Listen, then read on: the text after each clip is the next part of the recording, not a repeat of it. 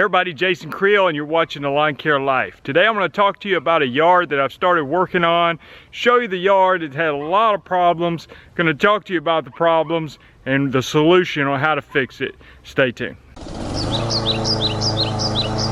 I got a call from a new customer and he told me that it's one of these situations where he's in a nice neighborhood and the HOA has kind of been on him about his yard. It's one of these neighborhoods where you've got maybe 500 homes and you can just about count on one hand how many of the yards do not look right. And his was one of those where he had bought it from someone else. Previous owners didn't do a whole lot to the yard. So let's take a look at the yard. I'm going to talk to you about the problems and then we're going to talk about the solution to this lawn.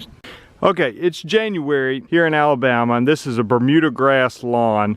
And if you look at the grass, you can tell that it is basically dormant with a few exceptions. If you get close up to the house or along the edge of the fence or sidewalk, you might see a little bit of green. But overall, I would consider this to be a dormant lawn. Now, you may notice looking in the camera, and I hope it's showing up well, I think it is, but you can see kind of the darker brown patches. So the lighter areas is your Bermuda grass that's gone dormant. So what do you think those dark patches are, if you can tell just looking at it from the camera here? I'm gonna get a little closer before I tell you the answer. You can see the dark patches, that's actually the dead crabgrass from this past year. So by looking at this lawn, I can tell he had a lot of crabgrass in his lawn last year. And when we got some colder weather, October, November, the crabgrass dies. Crabgrass being an annual, and it will be looking to germinate again this coming February, March sometime, depending on the weather and the soil temperatures and that sort of thing. Now, some other things I want to talk to you about in the lawn before I talk to you about the solution. I noticed as I was walking around this lawn, another weed that I see sometimes, and it's this weed here, if you can see it. This is broom sedge. Sometimes I see broom sedge in situations where the lawn's been neglected. I think that broom sedge can be indicator of acidic soil. And this, you know, honestly, this house is probably 4 years old, I would say. So this lawn hadn't been here very long, but it's probably one that was just not taken care of very much. But you can see some more broom sedge here. That might be a better shot of what it looks like. Still got some green in it.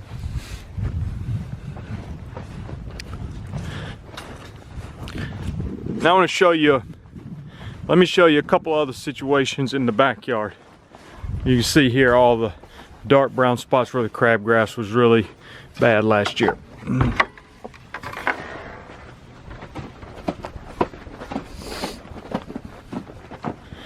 as you can see in the backyard, we got a situation where we've got some dogs, and I mean big dogs. So they've got holes dug, and this was one of the other concerns of the homeowner. He's saying, you know, I've got dogs and I really need the grass to fill in because the dogs are wearing it thin and it looks bad. Now he's got a fence back here, but you can see where the dogs are really working on the grass. Now I explained to him, as he already knew, but you know, we can't grow grass in January, but we want to do the best we can this year to really get this to fill in. Now there's a couple other things I want to show you. You see here, that is a big patch of Dallas grass. I only saw 2 clumps in the entire yard right here beside each other. In this situation with the Dallas grass being green and Bermuda being dormant, I went ahead and sprayed the Dallas grass with glyphosate. This is going to be one of my best opportunities to try to get rid of that Dallas grass while the Bermuda is still dormant without causing much damage to the Bermuda. The other weed I saw a little bit of, as you can see here, another broom sedge there, but you got a little bit of POA popping up. See these little green plants here? That's POA annua, also called annual bluegrass. Considered a weed. We can, it's a cool season weed. There's a lot of products we can get rid of that with. Again, in a dormant Bermuda yard, you can use glyphosate, but you can also use products like Revolver. You can use Katana. Celsius works pretty well on it. So there's several options for POA. Not much POA in the yard, which is a good thing. And honestly, that little bit of POA is not my biggest concern in this situation. Let's talk about plan of action. This is a big misconception I think a lot of homeowners have. I have probably more people cancel their service throughout the winter than any other time of the year. Now, I think what goes to a lot of homeowners' minds is in the south where we have these warm season grasses, they're like, well, look at it, everything's dormant, nothing's growing, why should I pay for lawn care service? Well, I was just explaining to somebody today, actually, on a lawn like this, today's treatment is probably one of the most important of the year, if not the most important of the year. What I'm putting down in January is gonna go a long way into preventing this crabgrass. Am I saying there will not be any crabgrass this year? Well, no, not necessarily. It is possible, but I think that today's application, along with maybe one more pre-emergent application coming up, should get rid of probably 99%, and that sounds like a bold claim, but it may even be 100%. I mean, it's possible that there would be no crabgrass in this lawn next year, but greatly improved over what it looked like last year. Then beginning in April and throughout the summer, can apply fertilizer and really get this Bermuda to fill in the areas where the crabgrass had kind of taken over and choked out some of the Bermuda last year. I think this goes to prove another point as well. I've had people tell me sometimes, you know, why are you spraying your yard? Can't you just hand pull the weeds?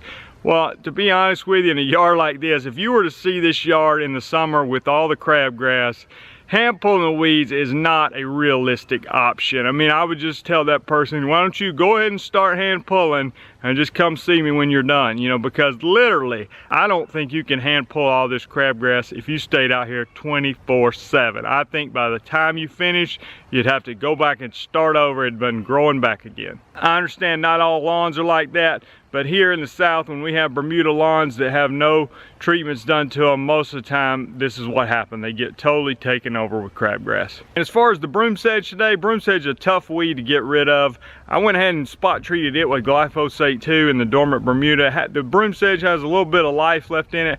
I honestly don't know if it has enough life to take in the glyphosate and actually kill the broom sedge, but I thought it would at least be worth a shot, knowing how difficult broom sedge can be to get rid of later on. Be honest with you, I like a yard like this because I know that it's one that I can turn around no problem. The customer's gonna see a massive difference from last year just by doing these simple applications, by getting your pre-emergent down before the crabgrass germinates. Again, that's another common mistake that homeowners make. A lot of times they'll apply a product, but they're too late in applying it.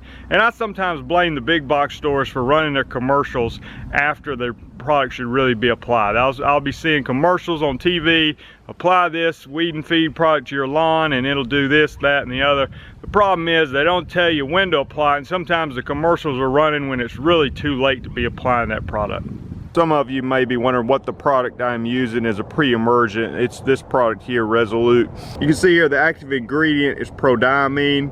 I'm putting this product out at 0.75 pounds per acre, and that goes a long way to helping prevent your crabgrass. Now, for my lawn care program, I do a split pre-emergent application early in the year. So, you know, I put some out you know, January, February, and then come back with another round in March or April at a slightly lower rate. So the key with these applications is the timing. You know, if you put this particular product out after the crabgrass is already germinated, then it's not going to be very effective. When I apply this product, I'm also using some post-emergent herbicides like atrazine, 2,4-D, depending on the grass types that we're dealing with.